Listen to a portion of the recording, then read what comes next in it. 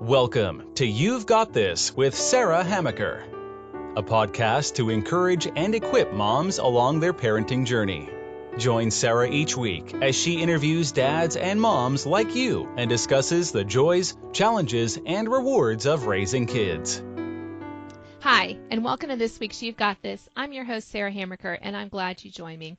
Today I have with me Amy Carney. She is a leadership parenting coach, like me, an author and speaker who writes about intentional parenting and family life on her blog.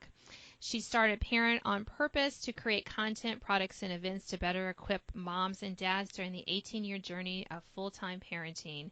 And she's been married, is married, sorry. And they're parents to 5 children now. We can talk a little bit more about that as we get into today's program. But welcome, Amy. Thank you. Thanks for having me.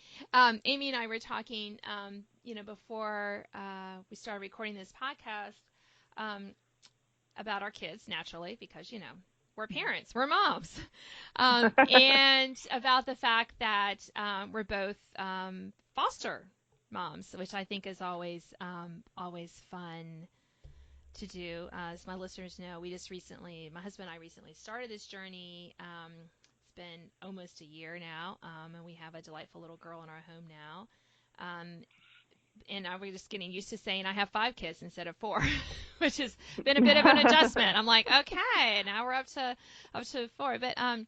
I mean, so, but our topic today is going to be on visioning, which I find this is like one of the biggest mistakes I think parents make today is that they don't have a vision for their child. And I'm not talking woo-woo stuff here. I'm talking about knowing where you're going as parents, right, Amy? So talk a little bit, yes. What does visioning mean to you? Well, I found myself just jumping in to motherhood and with no plan, and my firstborn were triplets. So right out of the gate, I had 3 babies, and right a year and a half later, I had my 4th child. So my husband and I went from 0 to 4 kids in 18 months. So I was just reacting my way through motherhood, as you do kind of in those early years. And then as the kids were growing up, I just realized, wait a minute, I don't want to get to the end of this and regret, or have guilt or be sad that I didn't do all the things that I had hoped to do with my kids and my family. And so we kind of just pulled the brakes.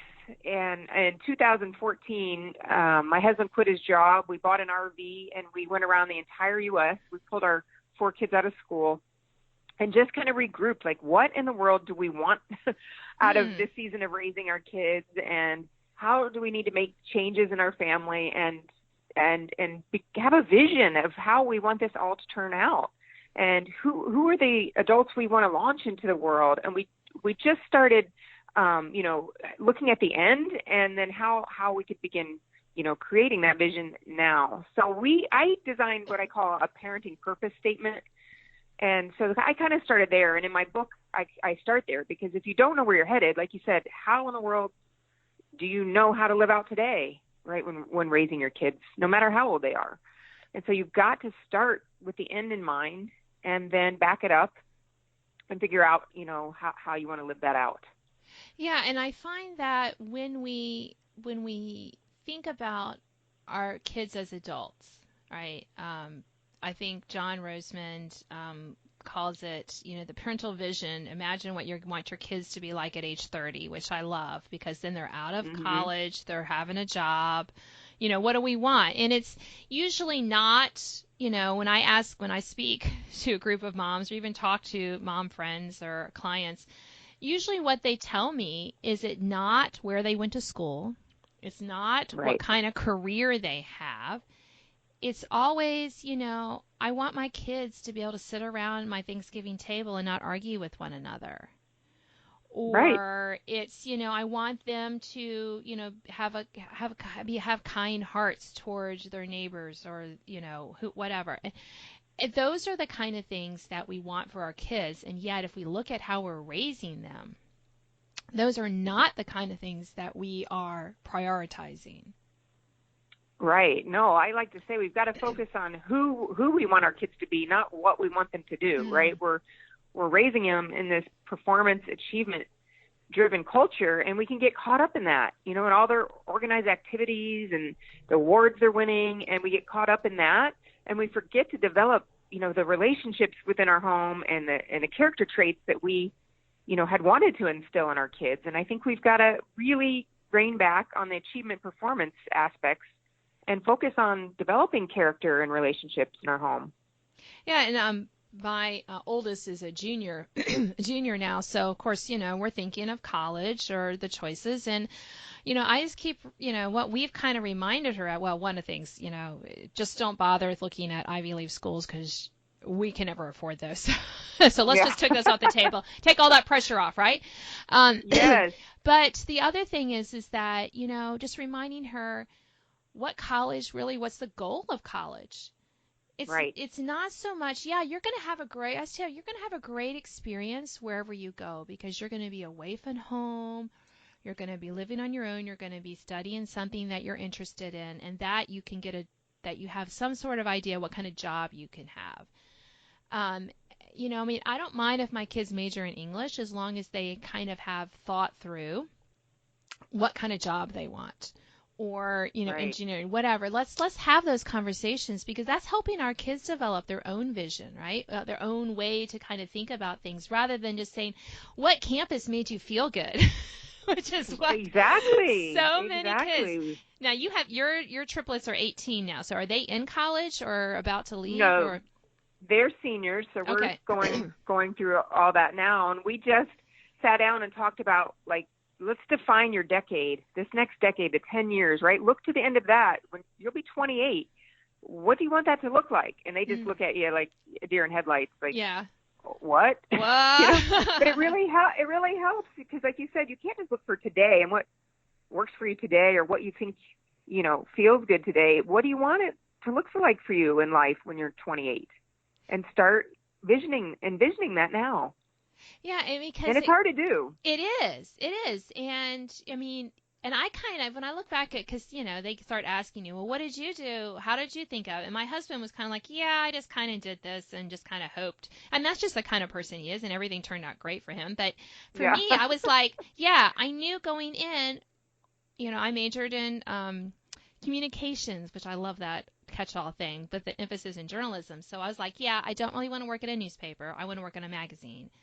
And, I kind of knew what I wanted to do. And that was really helpful to me going through college to kind of have that vision and knowing kind of where I wanted to be in life. And it was much more helpful than some of my friends who were like, I just want to go to college and, maybe graduate or maybe get a husband. And I'm like, really? Seriously?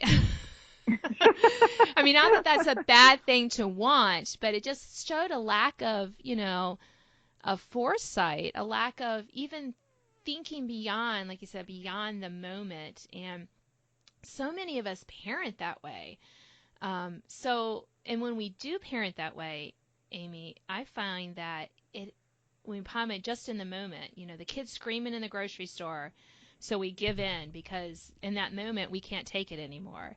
And and then we get home and we feel bad and, et cetera, et cetera. Or we keep yelling at our kids and we think, every time we're done, we need to do something better. But in that moment, we don't think that there are things we can do to kind of, stop. But if we're thinking about the future more than the here and now, we'll go, oh, right, I want to be a better mom. So I am going to take a breath before I respond. Right. Yeah, we're reacting our way through raising our kids. And because culture sets us up for that, I think, right? It's overwhelming out there today with all the, information and opportunities and choices we have to make. And so we've got to get proactive. And in order to do that, you've got to have a vision of where you're headed. Otherwise you'll just react your way through it. Yeah, and you're constantly putting out fires and you're just exhausted. And then then we can't really enjoy our kids. Right. And I don't know about you, but teenagers are fantastic. What was all the issues with them? I say the same thing when I'm speaking. Like, I was kind of scared to have teenagers because I, 3 boys at once and then a daughter right after them, and I have thoroughly enjoyed it. they're not perfect by any means, and they are teenagers, but I'm thoroughly enjoying raising them. So. Right. And Yeah. Yeah, my two oldest are girls, and a lot of times when I say that, people are like, "Oh, two new." I'm like, "Yeah," I said, and they're great. They're great. We have our moments, of course. Right. But I think when I look back, I think the reason why we have a good relationship now, and I can move into that mentor, role with my teens, is because it was hard when they were little, Amy. I ain't gonna lie to Yes. you. It was hard. It was hard to look at them and go, yes, no, no. Some days I felt like no was all I said, and I hated, because and to do that hard work of, yes, you do have to do those chores. Yeah, you have consequences for that. Yeah, we're gonna go through it, and just that constant, desire to help train their hearts to go in the right direction. I couldn't make them, but I was definitely going to put up some parameters so that they, knew which direction to go to. Go on, Absolutely. right? Absolutely. I always tell parents, if you work really, hard at that and stick to your boundaries, and the first 2/3, right, of parenting them, this last third will go so much better for you, right? Because they know what to expect. I don't know, it's just easier because, like you said, we worked so hard in the first, half, 2/3 of raising them. Yeah, and I think that being willing to put in the hard hours and just having that vision, okay, there's going to be a time when I'm going to want to be friends with these kids. I mean, genuine friends with these kids. And to do that, I have to give them a good childhood. And part of that is helping them realize who they are, helping them to that self-discovery that they need. What are their I can't think of the right word. The way that where does their heart naturally want to go? Sometimes it's toward the good, sometimes it's toward the not so good.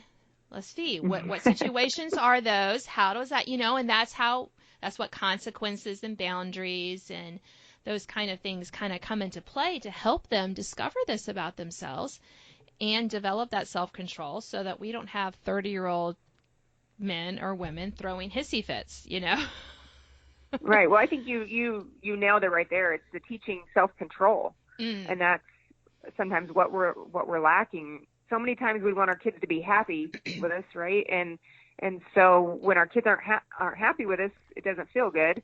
And so many times we'll give in, so that they'll be happy, and then it just can be a spiraling, mess if we aren't willing to uphold boundaries, that make our kids unhappy. Yeah, and I think that is so true. We want our children to be happy. But, I mean, as a society, that's really not my goal, frankly. I mean, mine neither. Happiness is overrated. That's saying happiness is overrated. I really think it is. I want my children to be content.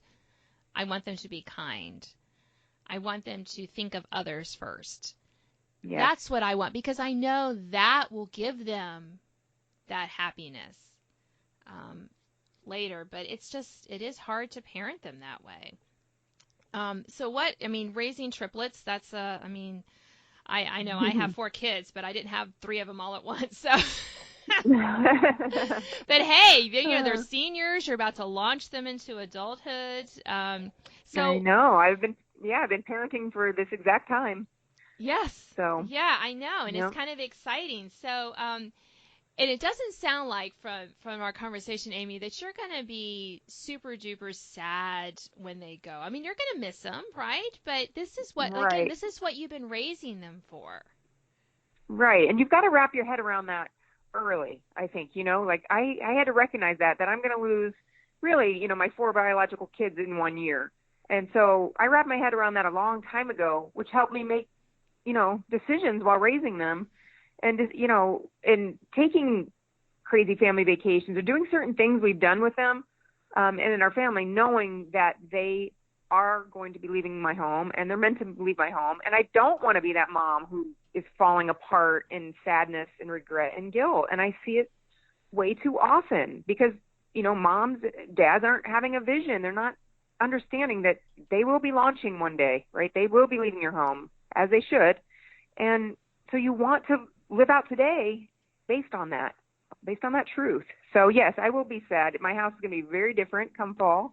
But I'm also very excited for the next season. Right. And thinking of it as seasons, I think is so helpful as well. And I have, for my listeners who want to know about the seasons of parenting, I did do a podcast on that. So you can, I'll include a link with Amy's bio, so you can check that out if you're interested. But it does help, I think, to, when we think about it, that this is no stage is permanent. Right. While we're raising our kids, we're getting through one stage and we're moving to another and then another, and it's a progression. And when we forget that it's a progression is when we try to treat our teenagers like they're preschoolers. Right, yes. Micromanaging them and, trying to be all up in their business all the time and not giving them that, autonomy to make mistakes, to maybe make a poor choice, maybe fail that test. I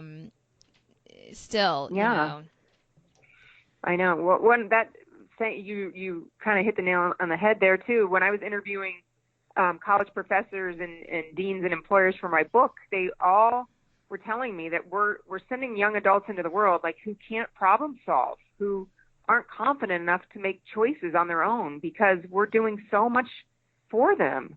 And so we've got to remember that our goal is to send confident and capable adults into the world, which means we've got to pull back. And like you said, let them make some mistakes, let them experience some natural consequences while they're teenagers and living, under our roofs. It's healthy for them.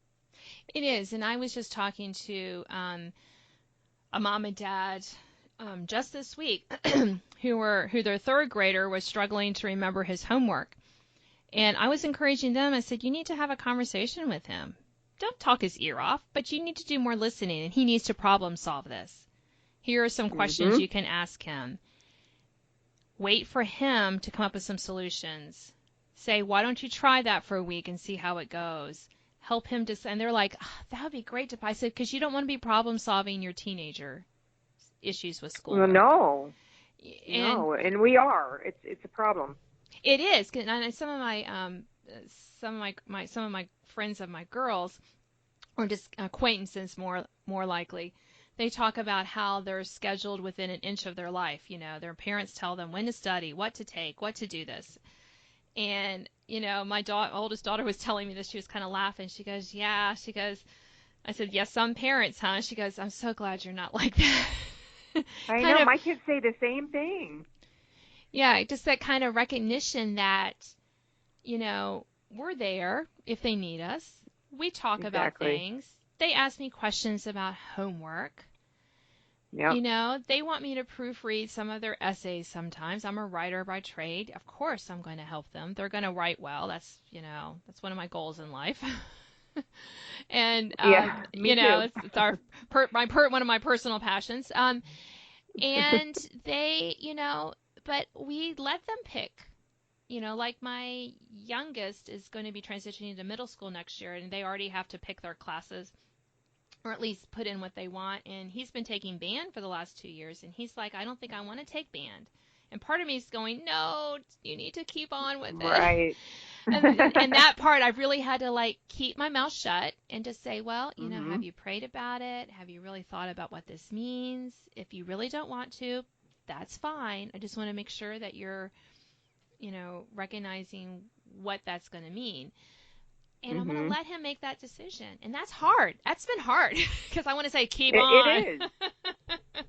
It is. And each year I think it's harder because they make harder choices. Like right now, deciding on colleges and, and so get used to when they're younger, giving them those choices, right? Letting them make those choices younger so it's easier for us and them to do it as they get older. Right. And, for my daughters, we let them, honors or not, you decide what to take. And, they know what kind of diploma they want to go for. They know what they need to do to get that. So right. And even if they don't, they'll figure it out. Right, Amy. Even if they don't, they are still going to be well positioned to launch into life. Yes.